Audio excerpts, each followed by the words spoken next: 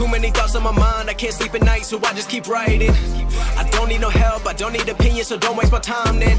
I just been living online, my city don't show me no love, and that's fine. Fuck local radio stations, I got more plays than all of these rappers combined. I'm going again, I've been going in, I'm fed up with so many things, I gotta just let it all out. I'm talking about the shit they've been talking about, telling me I should do this, telling me I should do that, telling me things about rap, talking the truth and that stab in my back, they will knock me off track, people below. I've been keeping real, I've been doing what I feel, I've been out here trying to kill every beat, I know I will, everything I'm working on, every night another song, they've been quiet all along, they gon' notice when I'm gone.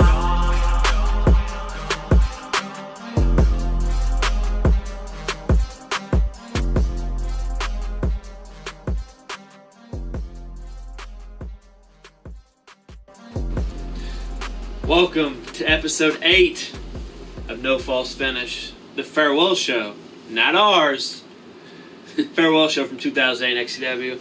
Going into this show, there's a lot of mixed feelings. Like, a couple people were probably burnt out at this time. I mean, we were saying goodbye to a few people, and we didn't know kind of what the future held for us at the time.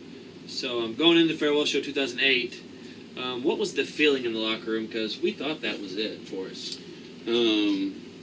For the days and weeks leading to the Farewell Show, yeah, we were done. We were calling it a day.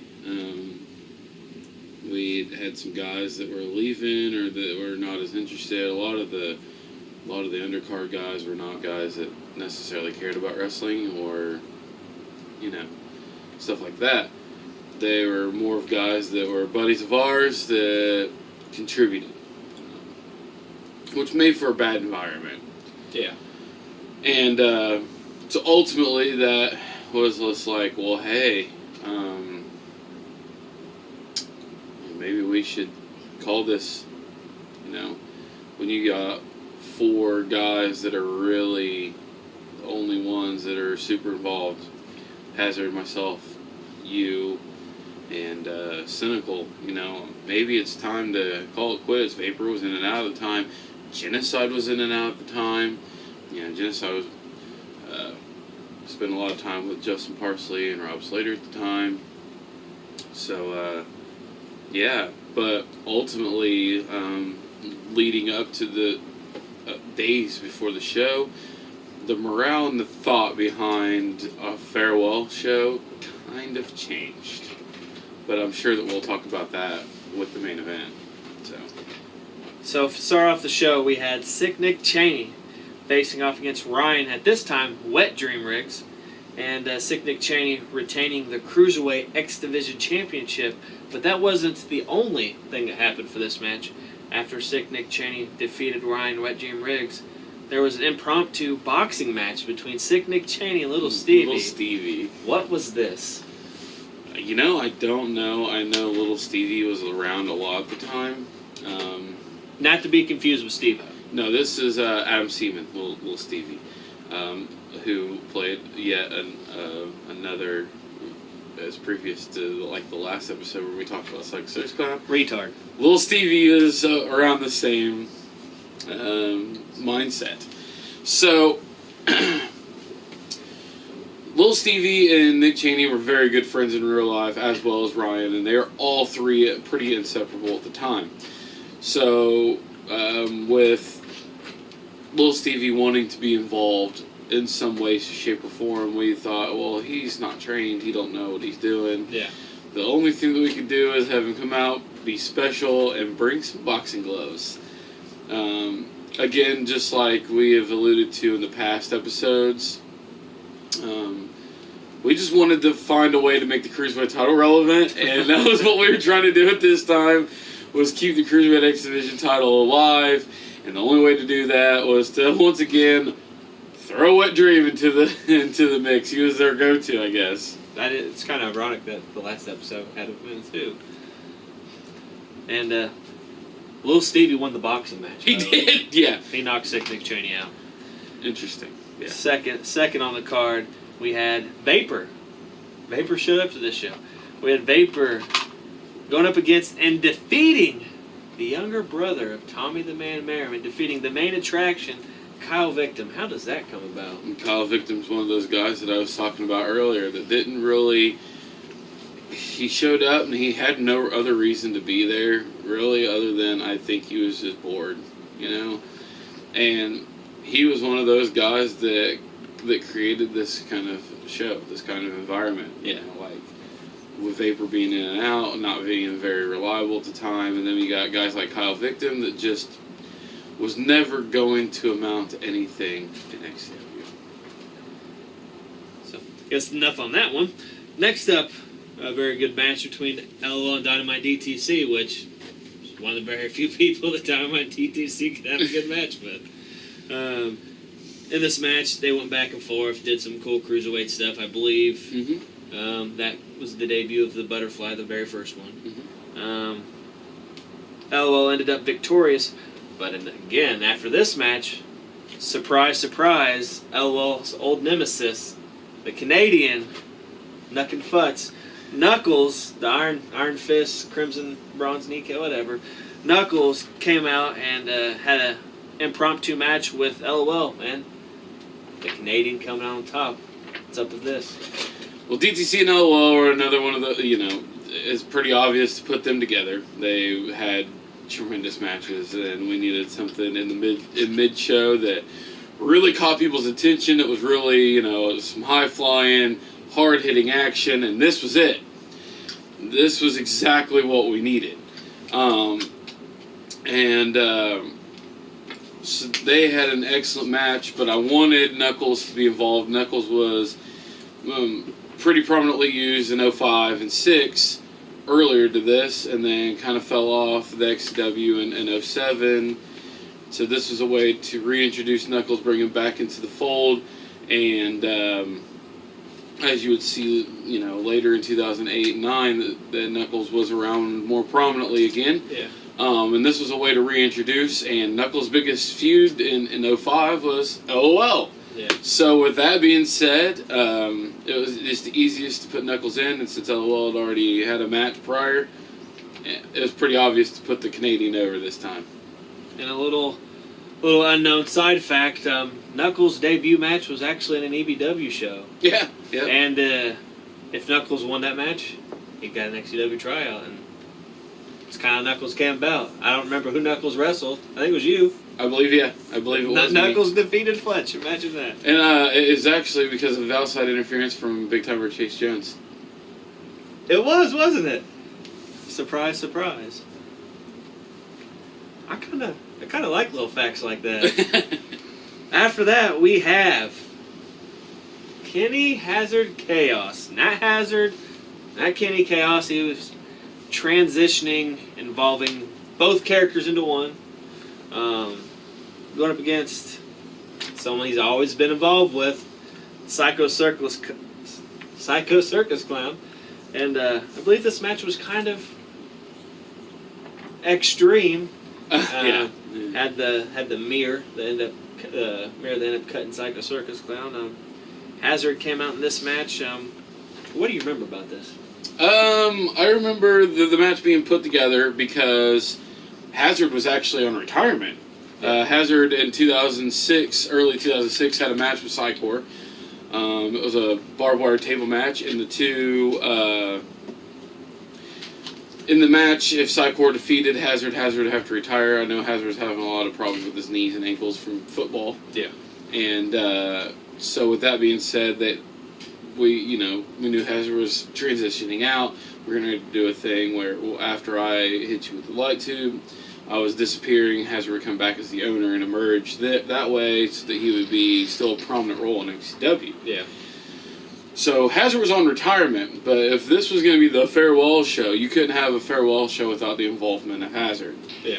And with Hazard, having such a big time role with Psycho Circus Clown in 04, in the NAW and Blackout Inc. segments, it was easy to put these two together. Yeah. And since they had that match with you as the imposter Psycho Circus Clown, it was easy to put these guys together, and he totally destroyed Psycho Circus Clown. And wasn't Psycho Circus Clown unmasked in this match as well? I believe he was. I believe it was an imposter Chris Jones once again.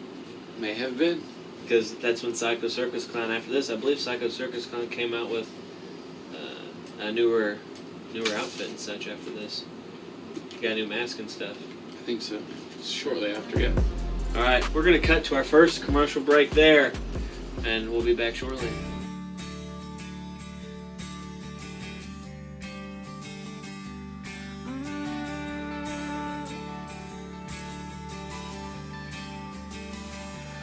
When the smoke clears and the flashing lights and neon signs all disappear, it's like closing time and the sound of silence is all you hear. Oh, 'cause everyone's gone, trying to make sense.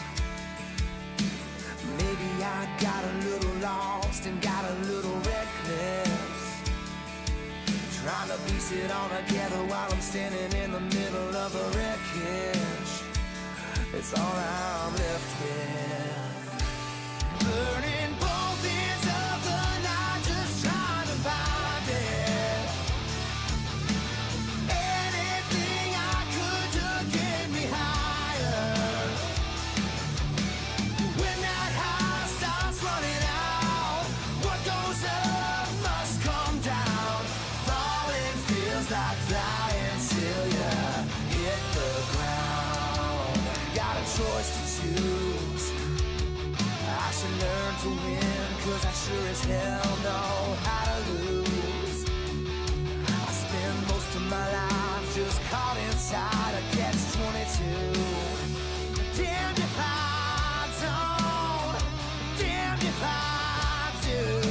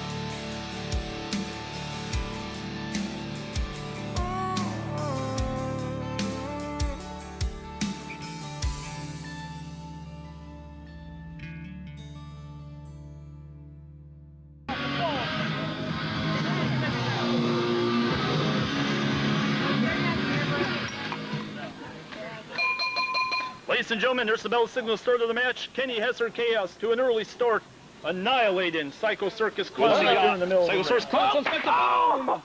A sign that ahead of Psycho Circus Clown. He is left reeling. And could it be? Is it? It's the few by Kenny Hesser Chaos. He covers on Psycho Circus Clown. There is the 3 count. Kenny Hesser Chaos has just annihilated Psycho Circus Clown for the victory. Ladies and gentlemen, you can bet both men will be talking about this match for ages to come. Alright, we're back after that. Next, we had a match between 2 standoffs we might have mentioned in the previous episode. Go back and watch episode 7 in the archives. Lucifer against Eternal Darkness, fighting to a no contest. The reason these guys are put together is obvious reasons. If you go back to the Submarine 2 episode, we talk about how, you know, these guys were in a pretty well-heated fight for the Power Championship at the time. They were also, this is another reason, they were also 2 guys who literally began XCW. Yeah. They were both in the original incarnation of XCW in March 8th, 2003. So it made sense to put these guys together. And on top of that, a little fact that people don't know, that we were actually pushing Eternal Darkness and Lucifer as cousins. Both from 6 Feet Under. Yeah, all that. Yeah. I think I remember now, yeah. So, and the no contest came when the 2 would then end up paired together in later years. Yeah. Because of the outside interference of Nightmare and Devil, who had joined together in March of 2007, where up to that point they've been feuding. Yeah, they hate each other. Tooth and nail.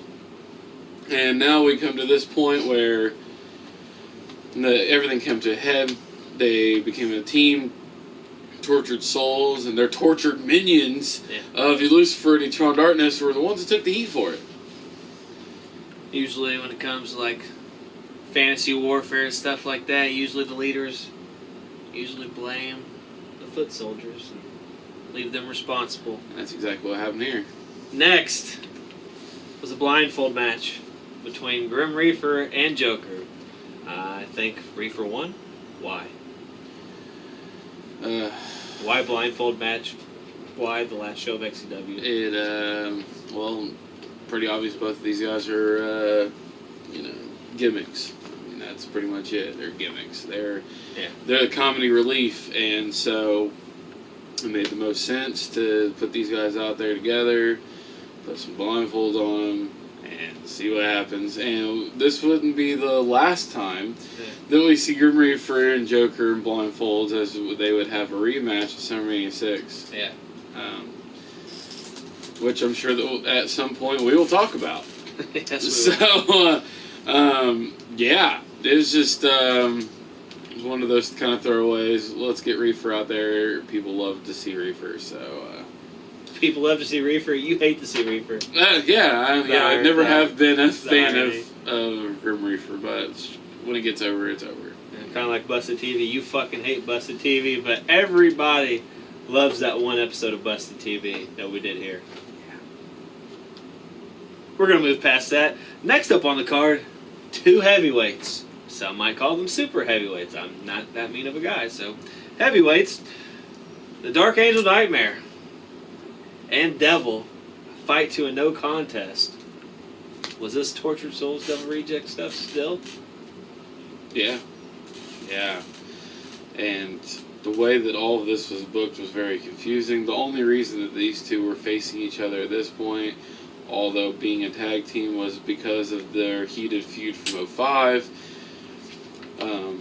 They did the Boiler Room, they did, Rerun was involved, and all that. J-Town, whatever you want to call him. The Legend. So, all things considered, it made the most sense to put these two together. The outside interference came when Lucifer, Eternal Darkness, and now Dark Lord Disciple would then get involved, and we know in later years, I believe, maybe even at the end of the 2008 season, Dead Darkness was emerging, and then we had Dead Darkness, Disciple, Lucifer, Nightmare, Devil, Julius Darkness. Like, we had so many of these off-the-wall, dark characters that it was just an unreal time. Cousins, brothers, uncle, daddies, whatever else they were in that. Fred Darkness got thrown through a pool table. Dysfunctional family. Next up, leading into this match, pre-show. A lot of people don't know. We like to give people ribs every now and then. So before the show, we were backstage. We were giving Genocide a hard time before this match, and Genocide ends up facing Rob Slater in this match that we're getting ready to talk about. Intercontinental ladder match. Yeah. And backstage, they were going over the match, and Genocide's like, well, loser of the match has sucked the winner's dick. He wins. So, Genocide's kind of selling himself out there to suck a dick later on. Still comes up to this day. Yes. But, like I said, next on the card was Mr. 187 Genocide facing off against Rob Slater in a ladder match for the national title, and Genocide ended up retaining the title. How did this come about? Because normally we didn't have Rob Slater. Well, just like I alluded to earlier, Genocide was in and out, working a lot with Justin Parsley and Rob Slater at the time. Don't know why, especially with the fact that there was a big falling out between them, and that was kind of the reason why XW was built in the first place. Was the fact that things were so bad between Genocide and Justin Parsley. Yeah. But for whatever reason, they were chummy, they were hanging out a lot, Rob Slater had kind of been in and out of XCW at the time. You know, he worked pretty prominently and even in a main event spot in the ST1 and then SummerMania that year. Iron Man match. Yeah. And he worked Genocide in that, so they were a common feud in BYWE days and all the way through XW days. So it made the most sense to put these two together. Yeah. And just an odd time for the international title, an odd time to have those two involved. Especially with Rob Slater in and out of XCW all those times, and yet Justin Parsley, believe it or not, only had one match in XCW. Yeah, he did wrestle in XCW, but we never got that show on camera, and his girlfriend got overheated and passed out. And, there was a big controversy. Rob Slater got overheated. This is a show Rob Slater got overheated and had to go to the hospital for dehydration as well. Yeah, there's a lot of that. So, a weird time with those guys involved in XCW. I'm going to just go into detail. One of the best spots of the match, I think. Rob Slater climbing, about to get that international championship. And Genocide puts him in an ankle lock on top of the ladder. Do you remember that? Yeah, I do. Yeah. Rob Slater dangling over the top of the ladder. Genocide wrenching on that ankle. Rob Slater's a big, lanky guy. So, you can just imagine how scary that must have been to trust Genocide to put you in an ankle lock on top of the ladder. You know, and I don't think Rob Slater got enough credit for the things that he had accomplished and done in XCW. He actually did a great job in all the times that he was around, and he was willing to go out there and do just about anything that we asked. So with that being said, yeah, like I don't think Rob Slater got enough credit for the things he did. He wrestled Tom Merriman in his debut match. Yeah. And this was another one of those things, you know, we're saying farewell, goodbye, but technically, you know, Rob Slater was just coming in and getting hot in XCW. Yeah. So, you know, kind of questionable if you're calling this a farewell show, but like I said, we'll get to that. All right, this next thing I'm sure we'll go into quite a bit of detail on. I'm going to give you kind of free reign after I read the description. The main event of the night, the match regarded probably as the best match in the history of the 15 years of XCW's existence now, I believe. Mm-hmm. Had mainstays, Fletch versus Cynical versus Chris Jones, with special guest referee Hazard, Kenny Hazard Chaos, which had non-stop, fast-paced action. How did this come to fruition? Why was a choice made for you to retain the championship in this match? And why Cynical to help you towards the end give me the sinometry on the flaming chair, and then make Hazard, because this was the Canadian Army Incorporated. Why did Cynical make Hazard count to 3 when obviously they were kind of allies? So there's so much to this. First, the show started off with Hazard coming out. He's the owner, you know, and recently, prior to this, Fletch had just come back after the skit with you and the light bulb and so on, and you won the ST1, and Hazard was doing everything in his power to make sure that Chris Jones got screwed out of the XCW championship. He wanted to make sure that in his XCW, Chris Jones was not his world champion. Period. And you would see this in the months and almost year to come. Hazard did everything in his power to make sure that Chris Jones never would walk out as XCW champion. That was the goal. It was successful. Yeah. A handful of times, but what, 8? Yeah. 8, 9 times? I mean, so many times. But the show started out, Hazard was still the owner at the time, and he was doing that. He was still kind of Fletch's boss even after I returned, which I was supposed to come back as Nemesis. In early 2007. Why not? That's my question. Kind of like when we did the EBW episode, I'm like, why not Fletch come back as owner? Why not you play the Nemesis character? Well, Nemesis wouldn't have been the owner if it was actually going to be a separation. Hazard was going to remain the owner. So we can't have Fletch coming back. Fletch is, you know, he's the owner. You know, like you can't have Hazard as in the show as the owner and then and Fletch be there. This doesn't make any sense. So I was going to come back as this new dark character. You know, it disappeared for a year. Now I come back and I have suicidal thoughts. And I'm very dark. I wear all dark clothes. New names for your moves, new moves in your arsenal. Right. I was going to come back as a totally different person. And I wanted to separate myself as Nemesis versus Fletch. Yeah. And it didn't happen when there was small talks of maybe Hazard coming back. And we're like, you know, that kind of took things off the table. And we were also in the middle of a really big time in XCW where Hazard had created the New Breed. Yeah, that's what was New Breed. And he had OGD, he had Dylan Bostic, he had Cynical, and that was how Hazard and Cynical become partners. And this is before the Canadian Army was formed. Yeah. So New Breed, well, you know, had those two prominently. They were starting to work together. They were kind of on the same team.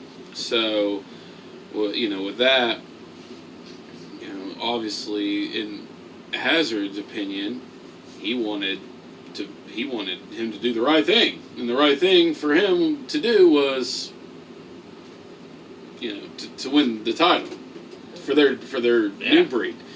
So that was how that all started. But at the beginning of the show, Hazard come out, ran himself as the owner, this and that, blah blah blah. I come out and I said, no. This is XCW's farewell. If this is the end, I'm in control. I'm in charge. Yeah. You know, and I even that was our way of bringing Hazard into a match. Because before this, Hazard was retired. And well, now I'm the one in control, and I'm bringing Hazard out of retirement. He has to face like a circus clown for the night. Yeah. Well, with him saying, well, my last act as owner, I will be the special guest referee in your title match. Yeah. So that's how things happen. And then people are also like, okay, farewell show. But Fletch alluded to next season. Next season, next show, we're doing this. Next season, we're doing this. But it's the farewell show? What the hell's going on?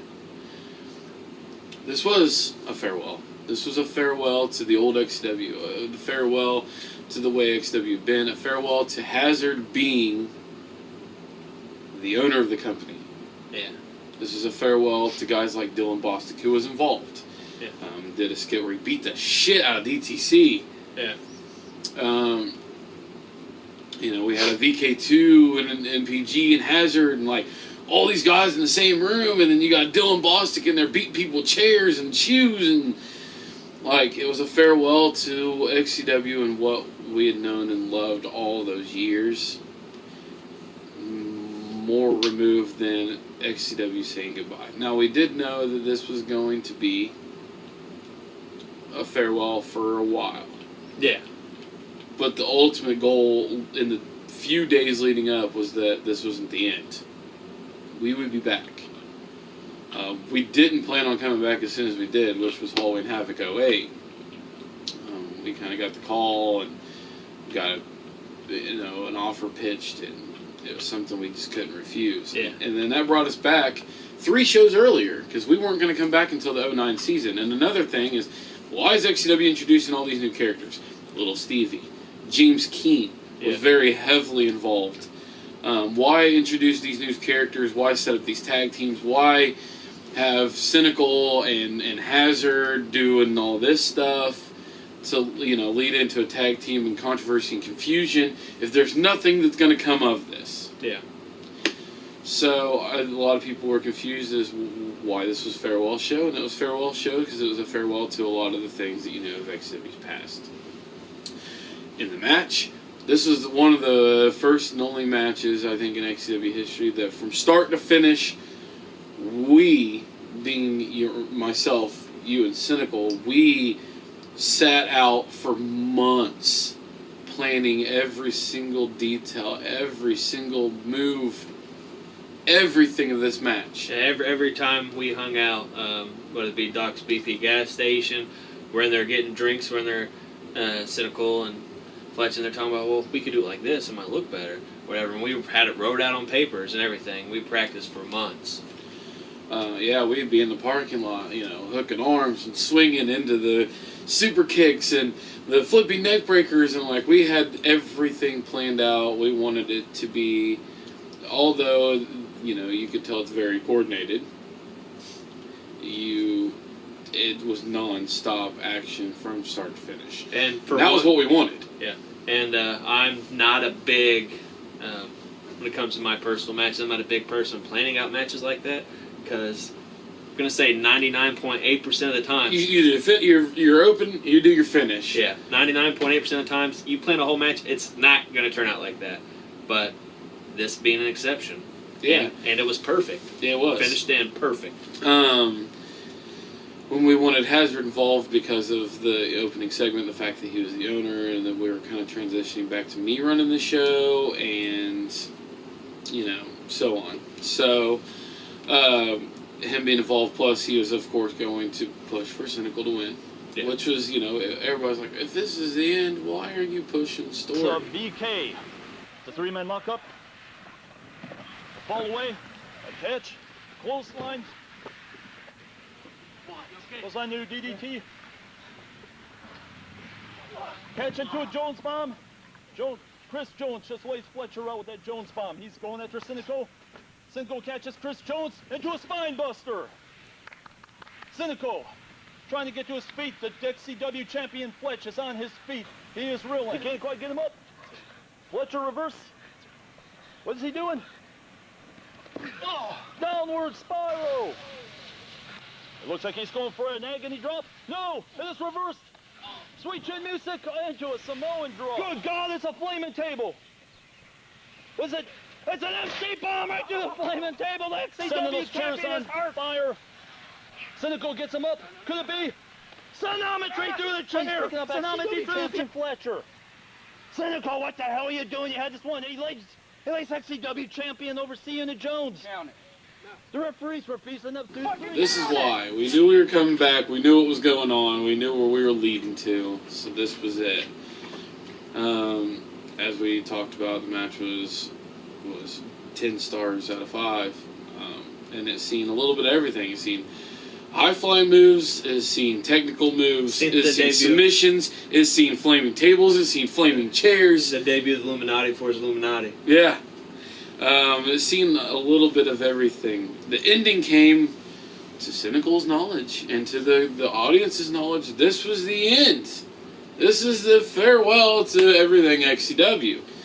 So we played it up. Cynical and Fletch were longtime best friends. They were members of VK2, so on and so forth. So the only thing that you could do at this point was Cynical wanted to do what was best for him, not what was best for Hazard. And to him, what was best was to have Fletch go over at the end. Fletch to come out, more important. Fletch was the creator. Fletch was, everything to Cynical and his career. So if this was the end, then he wanted to make sure that Fletch walked out as champion. Against Hazard's better judgment, who knew better. Yeah. And that's what it led to. And it actually led to the Canadian Army. They tried to rehash their friendship. They got the Canadian Army. They recruited DTC and Knuckles. And what it eventually led to was a heated discussion followed by a heated feud between Cynical and Hazard. Yeah. Where it all fell apart. Which ultimately led to Cynical's final match being against Hazard in 2009, which was a culmination of a great story before stories were very prominent in XCW. Yeah. So, all in all, the show turned out good. I know it was confusing to some people. Dave Meltzer it. It's gonna be my thing for a while.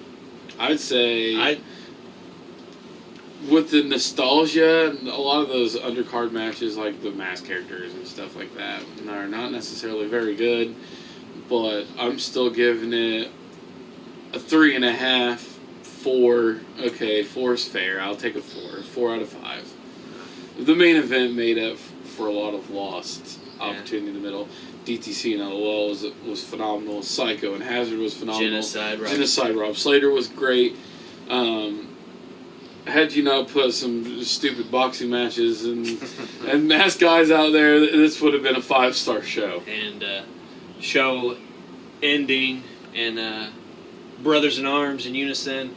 That's all celebrating what would be the farewell to certain people, as we've alluded to, not actually the farewell to XCW, and just showing back then how close the brotherhood was in XCW. And you did see a lot of those guys disappear. Vapor was gone for a while. He came back in 2009. Couple Victim was gone. Dylan Bostic was gone. Rob Slater, I think, had maybe 1 or 2 shows left, and he was gone. This was definitely goodbye. But all in all, as you heard it from him, 4 out of 5 stars. I agree, 4 out of 5 stars. Probably has the best match in the history of XCW in it. Lots of different characters, different types of matches, and great show, the Farewell Show 2008. Join us next time, episode 9 of No False Finish. We might have a special guest. I don't know. Tune in and see. Episode 9, No False Finish.